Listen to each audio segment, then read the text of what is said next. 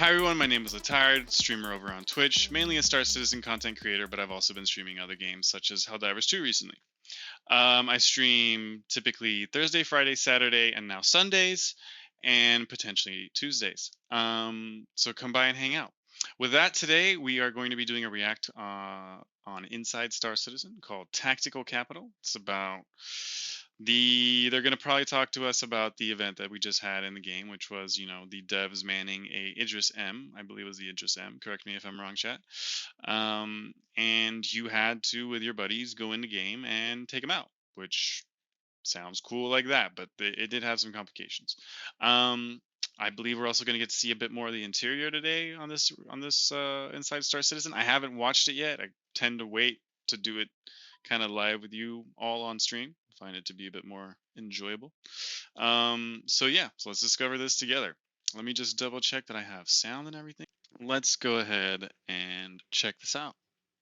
Last week was our inaugural Idris Wargames test, and while that completed earlier this week with many lessons learned, and the ship itself is still awaiting important resource management, maelstrom, multi-crew gameplay work, and more before it'll arrive permanently in the persistent universe, we here at ISC still jumped at the chance to showcase the current artistic progress of the vehicle inside and out, as well as to enlist a few of our oldest friends in providing a sort of director's commentary to the proceedings. Here's how it went. Just a bit of the camera. So, hi, I'm John Krug. I'm Nick Tearsley, part of the art director for 2042 era. Your new title. I don't even know what I am anymore. Shall I say that? Shall I say that? That'd be good. Yeah? Yeah. Hi, I'm Nate. I've not got a clue what I am anymore. He's the one. That'll go down well. The one. You can't fault them for not being honest, and I immediately like these people. Beef of the Should we week. do that? Yeah. Get it Some in days I'm this, other days I'm that. What do you want to be today, Nate? I don't know what I want to be today. What should I be today? Yeah, I was the art director for the thing. There you go. Do you want me to go first? You can be my bloody guest, mate. Okay.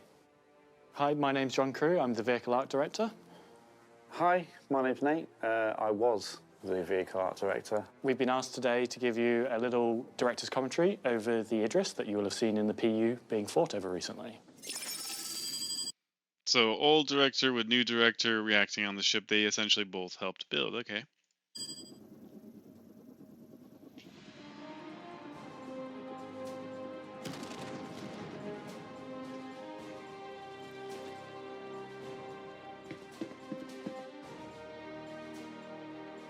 Right, so the exterior, this has had It quite looks a amazing. few iterations over time in terms of not the shape. All right, let's just look at that and appreciate it for a second. Okay, we get the size comparison compared to a Gladius, which is tiny, but Hammerhead next to it, it's pretty big. I think it's much chunkier, and we can't really see that here than the Hammerhead, but yeah, it's still quite a bit bigger. The shape stayed the same, but how, like, the breakup, the materials on it, Yeah, the engine the thrusters of... Yeah, the shapes remain pretty true. We did make amendments to the exterior to fit the interior in because the number of spaces that we needed for Squadron sort of slowly increased. So it's a very tightly packed capital ship. If you look at the original concept, it was quite a thin ship as well. Yeah. It just couldn't fit everything in it. I think my favourite feature from See, we got chunkier. It did not go on a diet. the original one was the hilarious flight of stairs that came down in the middle of the flight deck. Yeah. Yeah, I think that was my first fix.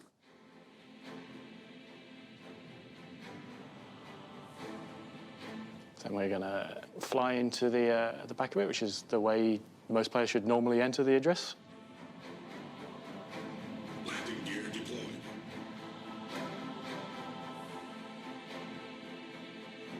Landing complete.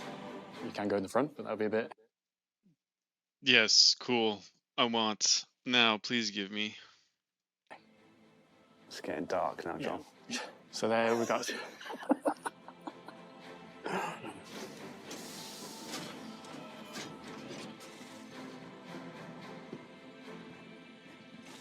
In Squadron, there is space for 2 Gladiuses, Gladii, and there's a space for the Argo and PV at the back, but you can technically fit 3 ships in here.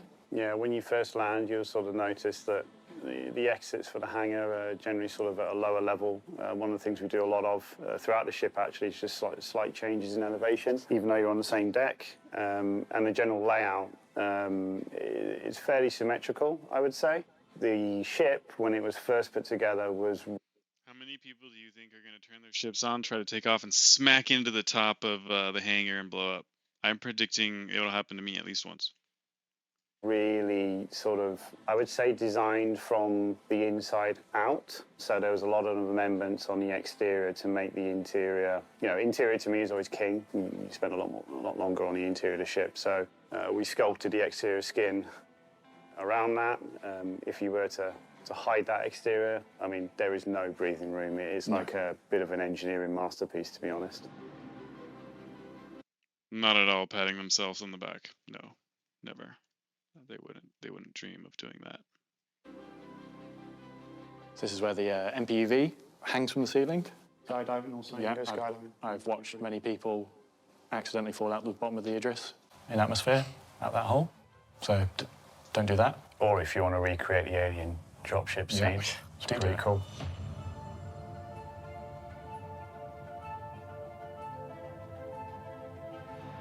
The gravity room was originally upstairs. We had to shift things around through the process again, taking inspiration from, real-world scientific areas. That whole room actually closes into its own cylinder. You have to sort of open the door to sort of get in, and you can close it behind you. It's quite a trip.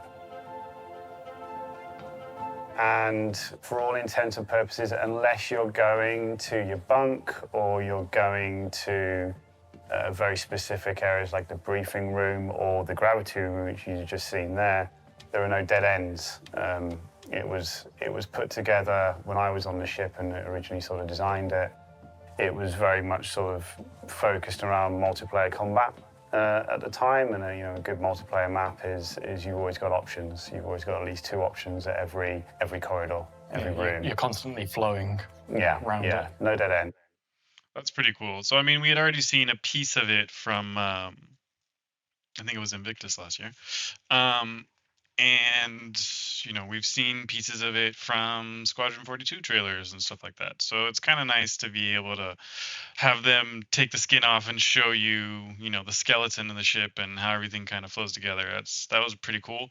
So I kept wondering, I kept imagining this thing has to be huge. It is big, but it's a little smaller than I thought it was going to end up being. So, yeah, as you can see. I actually had a bug this morning come through about the writing on the wall being shorthand. Oh, dear. So it's spelt incorrectly. Oh. I was like, no, it's not. It's an intentional choice. Yeah. So we've got the ATC room, which overlooks the hangar, which is obviously very useful for being an ATC. We'll come back later to the other side to see what's in there. There's a lot of decks to the Idris. Yeah, there's a subdeck in the Argo, which you'd have seen, or the utility vehicle, I should call it. You've got your main deck. This is the main symmetrical area, and then through the heart, I would say the centre of that sort of floor plan is all of the, I would say, business side of the room. So obviously you've got your mess hall here. It's a chow line. Don't talk about the chow line. It's I hear roast lamb is still on special. Yeah. Yeah. That's an inside joke, but sleeping quarters. This is for your general crew for the ship. The bunks have shutters on them, a bit more privacy. With inbuilt home entertainment system. So this is 2 mirrored, solo cabins. The pilots get their own little area at the end. Which are about to get a little bit bigger, but you didn't hear that from me.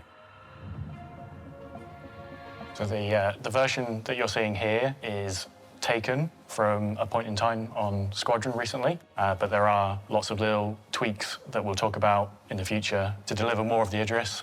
One of them, the missile room, is a big one that's still to come that is not available here at this time. But there's, like Nate said, lots of other little tweaks as we get closer to shipping Squadron that we'll be making. Again, inspirations with regards to archetype for Aegis. You can see there's a strong inspiration from some of my favourite 1980s movies through here. I like to see material breakup, introduce textures, leather where we can do to make it feel a bit softer and more inviting, as a good habitational area should be. And it's different for different ships, right? But when you're designing a capital ship, it kind of needs to tick all of the boxes. From a putting the ship together point of view, everything is modular. So you'll notice probably in the PU now a lot of these elements are reused in some of the Aegis ships, simply because we try and put the ships together in a modular fashion. And the bigger the ship gets, the more modular it needs to be. You really want to avoid doing too much unique stuff because it will hammer your video memory. Because this was the... That's cool. I mean, it's good to know that they put a lot of consideration to everything, and yeah, hopefully it's not a ton of entities that your computer has to fucking process and stream at the same time. That would be annoying. Yeah, I don't know. This ship is looking absolutely fucking fantastic. I just want to be able to play it in Squadron 42 mainly, to be honest, because I feel like that's where unless you own one, that's probably where you're going to have the most interaction with this ship. But I mean, still seeing it in the PU, if somebody in your org or buddy has it, or even if you own it and you pull that out, I mean, yeah, you're pretty freaking cool when you show up to the ship meet. I would say it's the first capital ship we've done. It is the first, isn't it? Yeah, and it was really sort of, genesis of... this was put into production actually around the same time as the Retaliator, many years ago. And it was at that time that we started to establish, a really good understanding of how we want habitational areas to feel and look, feeling being a prominent feature. Engineering, again, completely different. You got the technology side of it and the medical side of it. So they became the sort of like 4 style guides, I would say, that became the springboard for a lot of the other ships to sort of follow on from. Yeah, you see a lot of similar stuff in the Hammerhead, which actually uses a lot of the Idris kit as well. Different areas have their different technical feeling. You'll notice here when you come in through the centre of the med bay, for example, there are very, very, very little right angles. When you look at the floor plan, for example, it generally dollies off at 45-degree angles or 60-degree angles. I don't like right angles in floor plans. Things need to flow, as you can see there. You're going to get a right angle when you come out of a door. There's not much you can do about that. But yeah, and it's all interweaved. You'll notice there's lots of windows that look outside. There's lots of windows that look back into the hangar. So we're not doing any cheating. Escape pods here. Yeah, right at the front of the ship now. So this is the manned turret at the front, the big one up top. I mean, this thing was freaking amazing. Like, yeah, I can't wait to just walk through it. Curious how it's going to kind of work in the verse, though, for orgs. But I believe this you'll be able to store. It's just the Bengal, I think, is the only one that you wouldn't be able to. So yeah, so this one, you'll still be able to store it and have it in a hangar. Curious what hangars they'll use for it, but we'll see. Might just be a docker. And then lots of escape pods here for everyone that's in the sort of upper front half if things go sideways and you need to get off the ship. But yeah, also escape pods when, because that would be fun. So going back down the starboard side, have to do the bath sim head of port and starboard. Yeah, interesting you mentioned that, John, because navigation has been a little bit of an issue. So these corridors that you're running around at the moment, they're going to have a lot more of an injection of colour in the future. So you'll have a much better understanding of whether you're going forwards or backwards or whether you're on the left or the right. Worth noting as well, like all the spaces that you're seeing are completely undressed. There are, tens of thousands of entities that end up on top of what you're seeing for Squadron because it needs to feel more lived in, it needs to tell that story. So it's kind of bare bones seeing it this way, which is kind of strange for me at the moment. Yeah, it was very strange when we were getting this ready for the PU to take off all those layers and sort of see it in a state that we've not seen. Plus also we're not seeing it with NPCs. Yeah. When you see this with NPCs and, people walking around carrying out their duties, engineers doing their things at panels and whatnot, it feels lived in, it feels alive. But, hopefully when it goes into the PU... Probably on their servers. I don't know how it's going to feel like on the PU. Although we're not going to have NPCs on these ships at first. But, again, super excited to see what happens with Squadron. There'll be plenty of people running around anyway, which will make it feel very similar for you guys. Hamster balls, you want to get buff, go to the gym. I don't know what we had there originally opposite the ATC. Was it? It was the pilot It was the pilot ready area, but we moved the pilot ready area down to the same level as the hangar so you can get your gear, scramble out as quickly as possible rather than getting your gear, Run down a flight of stairs. falling down 2 flights of stairs, and then sort of hobbling into your ship with a broken ankle. Then going further back, we're sort of halfway, 3/4 of the way back. Yeah, you got your sort of, I think... The crossover point here. Yeah, you got 2 crossover points on the hangar.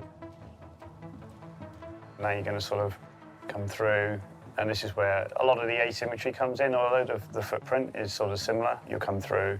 On one side, you've got a brig, which is where all the naughty people go, and we have a lot of naughty people in the game. There's a security office in there, and on the opposite side of that is basically... So imagine, you've got an Idris and you're flying around and you're catching griefers or pirates and you're just locking them up in your brig. That might be the biggest selling point for me to eventually get an Idris I've ever heard yet. So cool. That's something to look forward to. The opposite side of the ship is the armory, which you'll see in a little bit. Big escape pods, so big shared ones rather than individual pods. You might have seen, as we've gone around, some big red signposted rooms. They, I believe, have EVA airlocks in them as well as sort of maintenance storage areas, so all signposted so you know in a hurry where to go. Then the main briefing room. Main briefing room, again, integral to Squadron. This is where you're going to get your mission briefings and so on. This is cool. It's a big ship. Yeah. There's a lot to it. Like I say, there's a lot crammed in. Yeah. So now we're in the opposite side to where the brig was. So this is the armory and shooting range. Quite a bit of inspiration from RoboCop. Yeah, as you can probably all tell, I'm a bit of an 80s buff when it comes to the movies. When I had to do things for real, actually build things, it visually makes quite a big difference to me as a visual kind of guy. That firing range area is another one of the areas that has changed around a bit over time because it was. Yeah, I swear to God, I'll pistol whip the next guy that says shenanigans. And then we got into the logistics of, what So some RoboCop vibes in this ship. That's awesome. happens if you take your gun away from there. What's going to happen to you as a player? So there was, 'cause you're not supposed to walk around a military ship with a firearm in your hand, basically. So yeah, lots of minor changes there. More for the social experience. So this is above the rear of the hangar, not all the way at the back, because it has 2 lifts that go down to, or 1 lift that goes down to the... 2. 2? Yeah, one each side. there's one each side that connects with the hangar. So if you're bringing in supplies or getting ready to go out on a long journey into the depths of space, you can, utility vehicle drops the cargo off and you can load up pretty efficiently. That is fucking cool. Okay, now I really want an Idris. Like, really badly. And no, don't worry, Mazda, you didn't interrupt. Welcome in, buddy.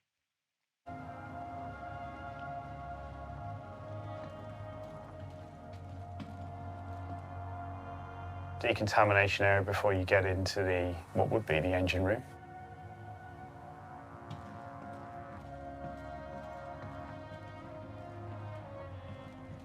Very different feeling, like we talked about, compared to the rest of the ship. Yeah, it's the thing with... That was really cool. I thought that was badass. I think you should buy me one.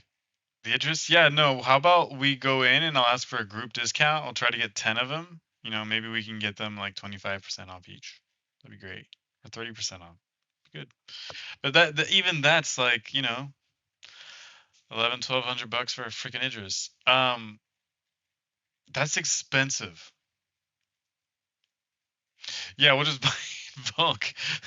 We'll just get a pallet of Idrises. Can I have a pallet, please?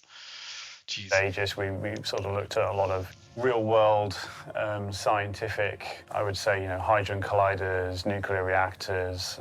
CERN was a big sort of inspiration with a lot of the paneling and general sort of feel. And that's continued in the Gauntlet and a lot of the other Aegis ships that you'll see. And then you will have seen them dotted around in all the corridors, but there's a lot of wall panels that hold all the components. So whilst we do have some big capital size components like in the engine room, there's a lot of sort of secondary redundancy with all these extra wall panels dotted around. So if one area of the ship goes down, it's not completely scuppered. You can still route power around. Yeah, it's the interesting thing. So that'll be really cool. I think the Idris will probably be one of the most challenging ships probably in game, besides the Javelin, for the engineering gaming. But yeah, crewing this, I mean, what's the minimum crew size they say for the Idris? I know for the Javelin, I think it's minimum of 16 or 18, but I don't remember what it is for the Idris, because the Idris has what? At least 8 turrets? Plus you need a pilot, plus you need a navigator, plus you need pilots for the fighters. I mean, sounds like a lot. In the original design document, John, where if life support systems went down on the rear of the ship, there's actually sort of like large bulkheads that close that section of the ship off, so the rest of the ship can survive. So again, super fucking cool. You know, thinking about sort of multiplayer aspect, if you were to try and ambush one of these things, I think there's going to be quite a lot of fun to be had. Yeah, those bulkheads, I think you probably will have seen some of them in the corridors, as we watch big yellow... Orange. Yellowy orange. Yellowy orange, okay. Okay, so... When do we... When can we have this in game, please? I mean, obviously, I don't think they'll give it to us until Squadron's release, so figure October, November at the earliest. But yeah, I'm incredibly excited for this.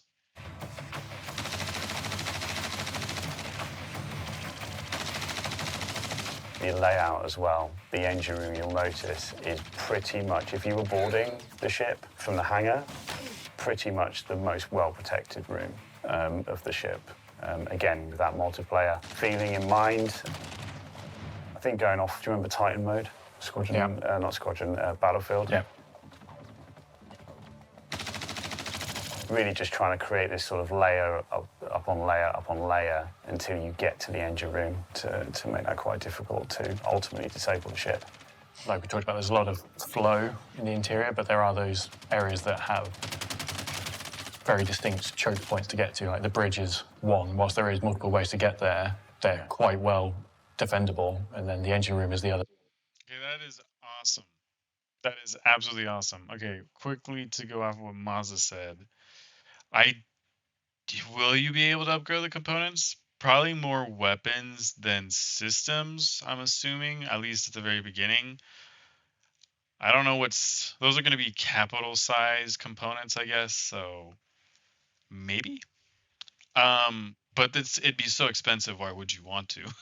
Like, you know what I mean? Probably. And then also, it's a warship, so it's probably comes outfitted with some pretty decent stuff. Now, the base model, like the unarmed model, that questionable. They probably will have a different version of components for it. So yeah, actually, to answer your question, I think you will be able to, but it will be stupid expensive. All of this for the Pisces to solo. I really hope you can't solo this with the Pisces. I saw that, Savo. This is gonna be great. I can't wait for this. So I think this also holds like 3,000 to 6,000 SCU of cargo for the Idris, or for one of the models at least. So I mean, there's so much you can do with this. So those are two areas you really don't want people getting to uninvited. Yeah.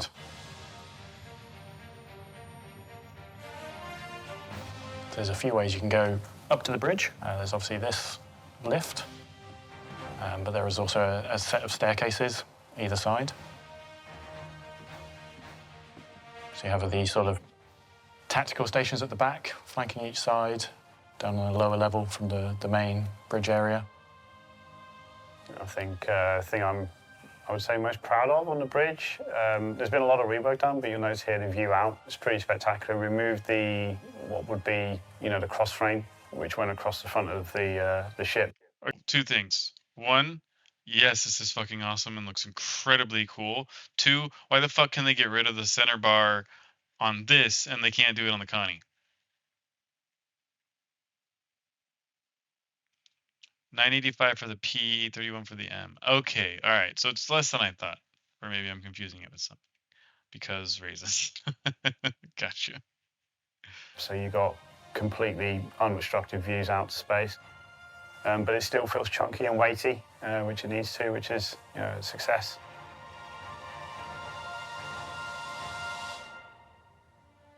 So that was a little bit of a director's commentary on the Idris, which hopefully you'll have seen and experienced as part of the event that's been going on in the Persistent Universe recently. And as great as the ship looks in the video and the events, there's still quite a bit of work to do before we can give it to players to have for real.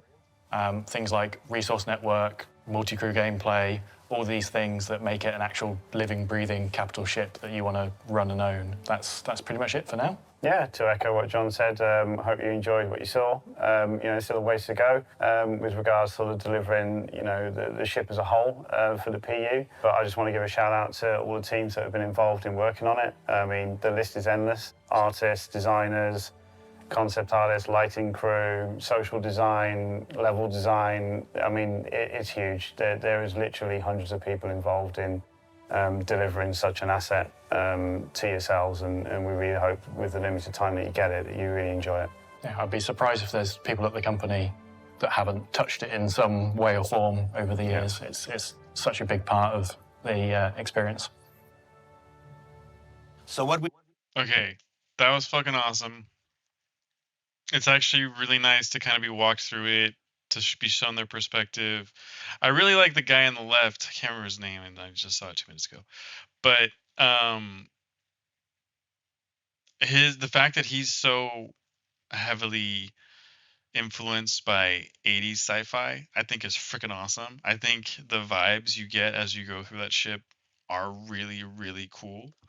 None of that felt like fat or show-offy, except for maybe a couple things, but it all felt necessary and made sense within the ship's design. And I'm actually really looking forward now to doing boarding missions on that thing and trying to take one out from the inside. That looks like it could be a stupid amount of fun. Really curious though, and this is a more practical question that even they can't answer for now, I think, until it goes into the verse and starts being tested of, yeah, how limited are we going to be in that ship at first? I don't know. I think it'll be interesting. And I mean by that is, will you be able to take it out solo? Will you be able to, is it going to be one of those ships where it's like, all right, I have to wait till I make sure I have at least 20 people available to jump in and man it before I go out and do anything? And then another stupid question I have, which I think I can already answer for myself, is it going to come with ships, with 2 Gladiuses in it? Probably not. So anyways, let's see what Jared has to say. We learned this week? Well, we learned that the Idris is a delight to behold inside and out, that it's benefited and continues to do so from years of iteration in Squadron 42, that there's still lots to be done beyond the currently fantastic art to bring the gameplay to it that it and its owners deserve, and that when all that is said and done, this is going to be one heck of an addition to the Persistent Universe. For Inside Jared Huckabee... What? What? Jared? What? Oh no. Is this the ship you've been looking for?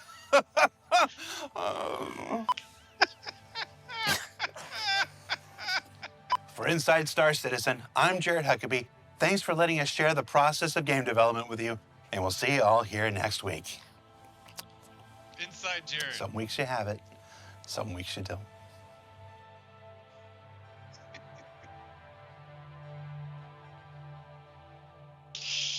Anything after?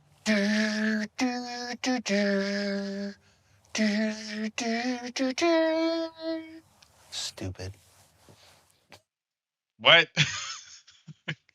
Fucking trolls over at CIG. God damn it. All right. Okay. But anyways, thank you everybody for hanging out and watching my react. I really appreciate it. I hope you enjoyed it. Make sure to drop a like and subscribe on the YouTube tubes. If you haven't yet, it really helps me out, and I appreciate it immensely. With that,